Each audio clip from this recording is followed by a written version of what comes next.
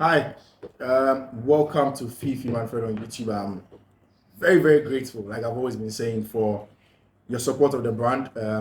It's just a few hours to the eve of Christmas, and if you are a Chelsea fan, you know that Chelsea has a very, very big game. The last game for 2023 for Chelsea Football Club is going to be at Wolves away at the Molineux. So it's a big game, and of course, this game is very important. In fact, probably the most important game for Chelsea Football Club and exactly what they want to do as a club, given where they've come from in recent times. The game against Sheffield, Chelsea were able to win.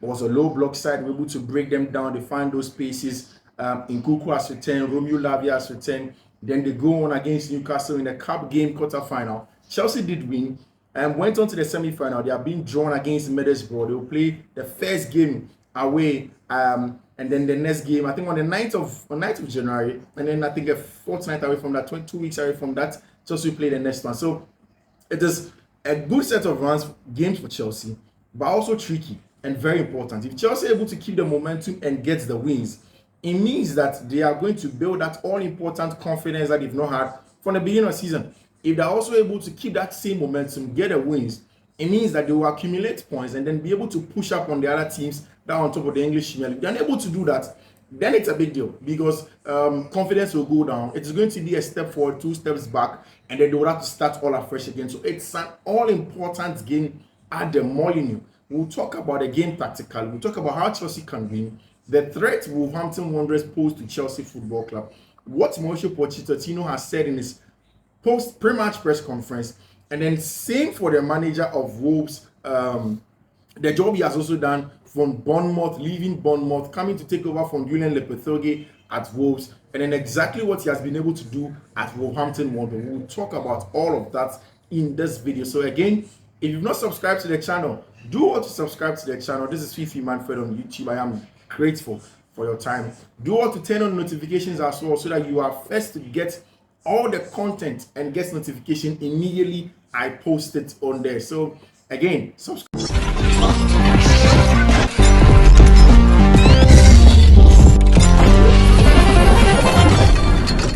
to the channel, turn on notification. I'm glad consistently to hear from you. Hence, I would love to hear from you in the comment section. Tell me what you think when you disagree, the opposing opinion, when you have any dissenting views. Let me know. Let's make it very respectful, and then let's have some very good conversations over this. So yes, let's get straight into it. First of all, let's start with the pre-match press conferences of both managers. First, with Mauricio Pochettino. I think that this is the first time since the beginning of Poch's era that I'm seeing Poch getting asked about a lot of tactical questions. So Pochettino was asked about some very tactical questions. He was asked about why he plays Levi Cole ahead of Ian Matheson at left back. Why is that he played Axel de Sassi at right back when there was Malo Gusto who had returned from injury? I remember in the last video, I did mention that I do agree that de Sassi should have started in that one because, hey, Malo was just returning from injury and you don't want to risk him. You want to be extra careful with these players, especially when your captain and your first choice right back in Reece James has gotten injured from a hamstring injury and it becomes recurring. You don't have any other makeshift right back in there. It's just Malo and then Axel de Sassi. How do you get these things now? How do you find the balance? The balance is in making sure that the one who is returning from injury doesn't get rushed or thrown into games. So it made sense. A lot of people actually do believe that Pochettino did evade the question of Ian Matheson and Levi Cole, and he speaks about he wanted to have in there. I think that if you analyze that situation very well, there may be something that Ian isn't doing in training, something that Mauricio Pochettino wants him to do that he isn't doing in training, and that may be worrying because you would want your fullback to do more. Maybe he's not doing that.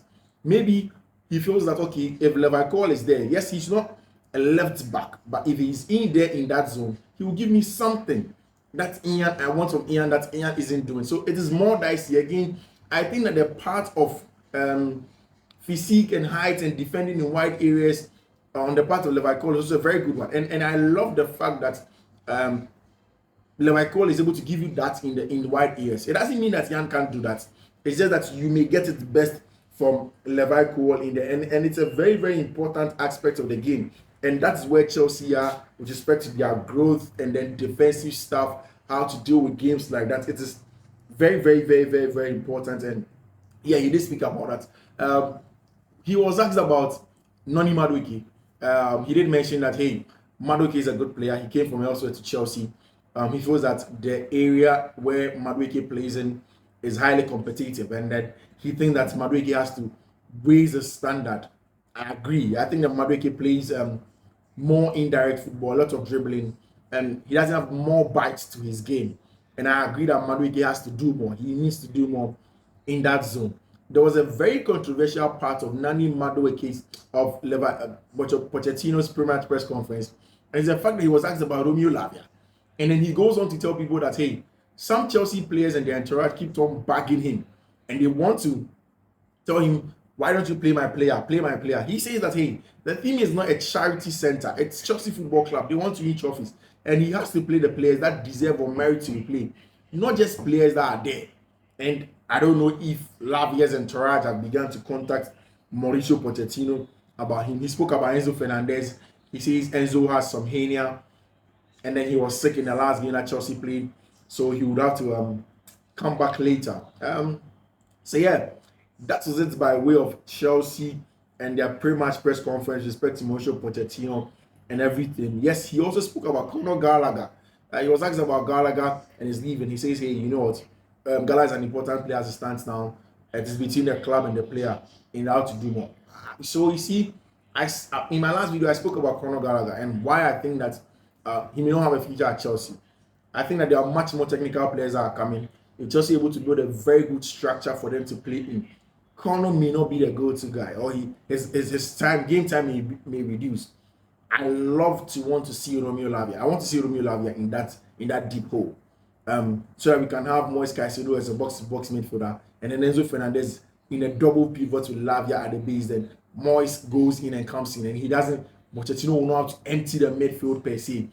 There's a lot of bodies in midfield to win area balls, to win the second balls, to be aggressive with balls, and then push on to get a job done. And it's the part of the game for me that's very, very important, and I want to see it. So I'm waiting to see that part of the game, and it's very important, in that one. So we'll see how that goes in that regard. You understand? So yeah, with respect to Mauricio Pochettino in the pre-match press conference, the four centre backs were asked and all that. So Wolves also had their pre-match press conference. I think the major takeout of that was when their manager literally waxes lyrical of Mauricio Pochettino and says his team are doing good stuff, and then he knows that they are going to finish better than where they are.